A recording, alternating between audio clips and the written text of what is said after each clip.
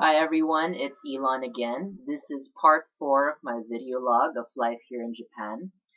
I'm gonna keep this shorter than usual because I really need to study for my finals, well, I have finals in a couple of hours, but I decided to squeeze in this little video for you guys because I don't want to disappoint. I've celebrated 9.5 months here in Tokyo, and I kept on telling myself, 9.5 months. Should I have an output by then? Should I have a baby by then? Figuratively, should I have a baby by then? Then I realized, nah, not yet. That's probably the MA thesis.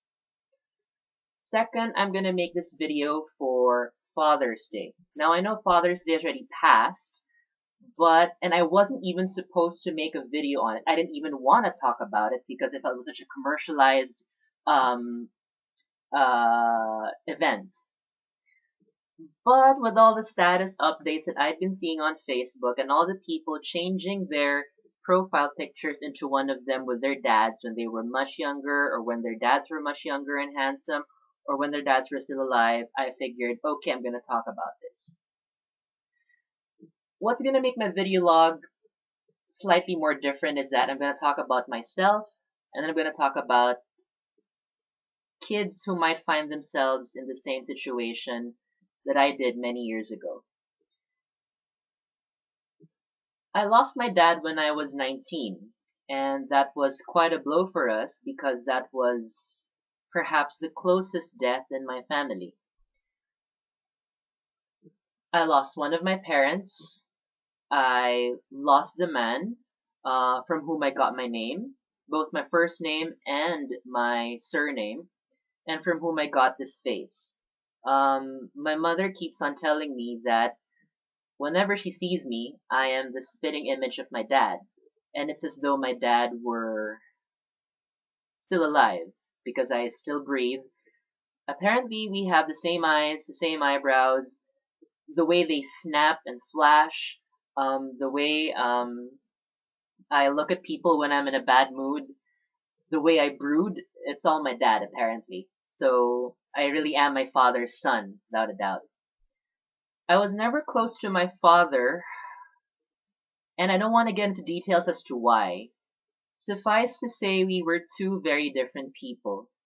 And I think it's pretty obvious I am very close to my mom. I still am, and I love her. I think that was one of the reasons why I never got close to my dad, because he always felt out of place. That was my fault. I never spoke with him the same way that I would have spoken with my mom. I never shared with him certain things that I would have shared with my mom without any reservations. And I guess we just had very different ways of looking at the world. My dad preferred speaking in Filipino at home. I spoke to my mom in English. And while I did talk to my dad in Filipino every now and then, the language of my innermost thoughts, the language of my heart was still English, and my mom was able to meet me on that level. As for my dad, he learned English as an adult, so he wasn't very comfortable with the language. Another thing was my dad loved music. My dad played the guitar and he had the most beautiful voice. If you think Adam Levine's falsetto is cool, you should have heard my dad sing. He was that good. And I'm not just saying that because he was my dad and I'm making this tribute to him, and that I'm comparing him to Adam Levine, who, by the way, is one of the hottest guys around. Adam Levine, if you're watching, hi. Going back. I do like listening to music, and my life has been influenced by God knows how many top 40 pop songs. But I never got the gift of singing. I got the gift of gab, which my mom says I got from her because I'm a born conversationalist. As for my dad, he was the quiet type, and he liked to compose songs, play the guitar. He was good at those things. My dad had a military background, My father was immensely popular back in school. I have an academic background, and I was never quite a popular kid. I knew I would never win student council elections. My dad was the president of the student council. He was the corps commander of um, the Citizens Army Regiment in his high school. My mom was also student council president and editor of the newspaper. And I was just some kid who liked to talk back in high school. I was a talkative gay guy who had a take on everything, which kind of explains why I'm making this vlog. Anyway, you could say that the rift between me and my dad had always been there. And when I was much younger, I thought that my dad did not love me because I was not the son he'd wanted. I admit, I'm academic. I can be very socially awkward when I'm with people I don't know, and a lot of other things. I think my dad was one of the first people to know I was gay, and there were times when he would call me out on it. He would say that I should never turn out gay because there were no gay men in his family, and that would be a crying shame, and that if I had come out as gay, I would immediately get disowned and I would never be able to use his surname. But I think my dad came to terms with me being gay earlier than my mom did. Uh, when I was in college. I think he knew the signs that I was gay, the increasing loneliness, the moments of the quiet spells that I had because I was lonely, because I was looking for friends and I was looking for a partner and I couldn't find any. And he didn't quite know how to breach it because I think my dad was homophobic and he didn't quite know how to respond to having a gay son.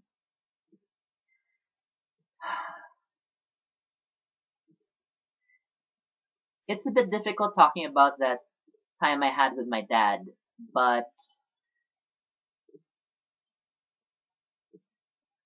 at least I know that toward the end of his life, when he was spending it with his parents back in his hometown, my great aunt said that he would always talk about me, how he felt I would do great things, that I would continue the family line, even though I wouldn't have to produce a son. That was a kind of telltale sign he knew I was not straight and that he was proud of me. That was mediated, granted, but I'd like to believe my dad did say it. I guess when you're close to death and you've already said all the bad stuff, you've sown your wild oats, you say what's in your heart and what's on, rather than what's on your mind. And I think that was my dad's way of saying, I love you. My dad and I never hugged or embraced, and I never heard him say the words, I love you to me.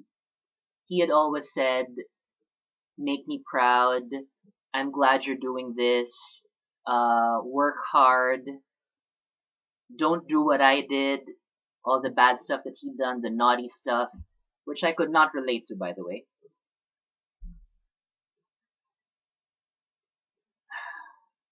So obviously, Father's Day wasn't a big thing for our family. Now that I'm here in Japan again, I'm in my late 20s, okay, fine, mid 20s, going on to my late 20s, and I'm seeing all of these status updates on Facebook. I realize I don't have a picture of my dad. I think I do. They're probably back home in the Philippines, but I never bothered to take some with me. I have pictures of my mom when she was much younger, pictures of her holding me. Um,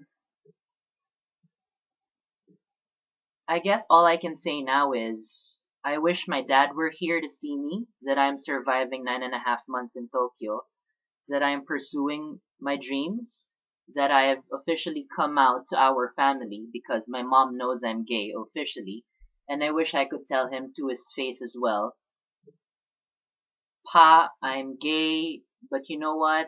I hope that doesn't anger you in any way. I hope it doesn't shame you because I try to be a good person. I know I can never give you kids the way you would have wanted. I know you wanted the third and the fourth and the fifth in our line, but I'll never be able to give you that. But I knew you tried to be the best dad you could be. My dad was not demonstrative, he was not communicative, and I guess he felt lonely in our house because the one guy whom he thought would be on his side, which was I, was not.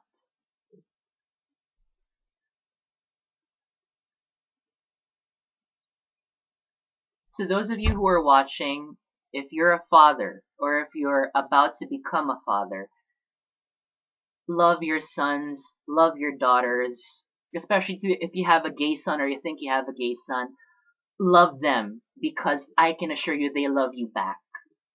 They might not understand the same thing, the things that you're saying. You might not be on the same level. It might be difficult for you to accept that you have a gay son or you have a gay relative in your family, but love them, please, and show them, tell them that you accept them for what they are and that you'll always be proud of them. And to all of the gay kids out there, if you're watching this, you're a gay teenager, you're a gay college student. Those were the most difficult times of my life. Your mom's gonna be there, that's for sure. Love your mom. But you know what? If your mom's not there, or if you feel you have to talk to someone else about certain things, go to your dad. Because I've always believed that even though some traditional fathers might say, I will disown you if you are gay, you know that deep down inside in their hearts, they will always love you as their son. So love them, talk to them.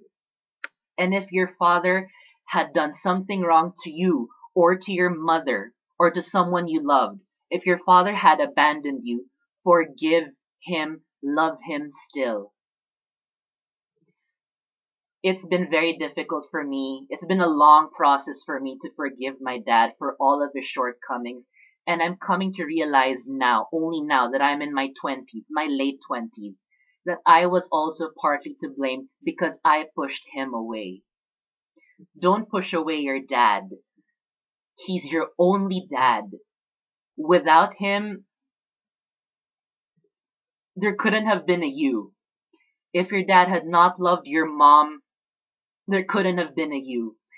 If you hadn't had a dad, you wouldn't have had a surname. You wouldn't have had a name. I know it's patriarchal, it's traditional, but I just want to get my point across.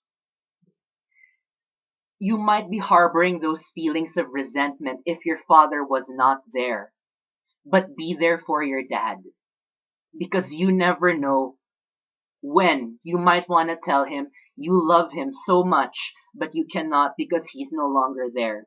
Because he might have another family, he might have gone away from you guys, or he might be dead.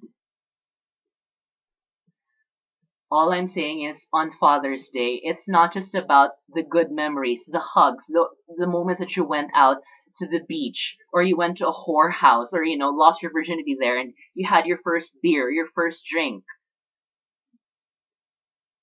Dads, love your sons. Sons, love your dads. Dads, if you have a gay son, love them even more because they will need a masculine figure in their life.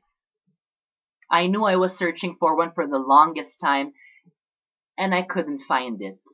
It was a good thing my mother was there and she was always there for me no matter what. But I did wish I had learned the guitar. I wish I could have sung More Than Words with my dad. I wish I could have sung Vincent by Don McLean, which is my father's favorite song. I could have sung it with him. So I just want to end this with a line from Don McLean's Vincent. I think you're all familiar with that acrostic song. And it goes, I could have told you, Vincent, this world was never meant for one as beautiful as you. And to my dad, Pa, wherever you are, this world was not meant for someone as beautiful, as talented, as handsome, as charismatic as you. And thank you for loving my mom. Um, Thank you for giving me the name. And thank you for understanding me. Happy Father's Day, everyone.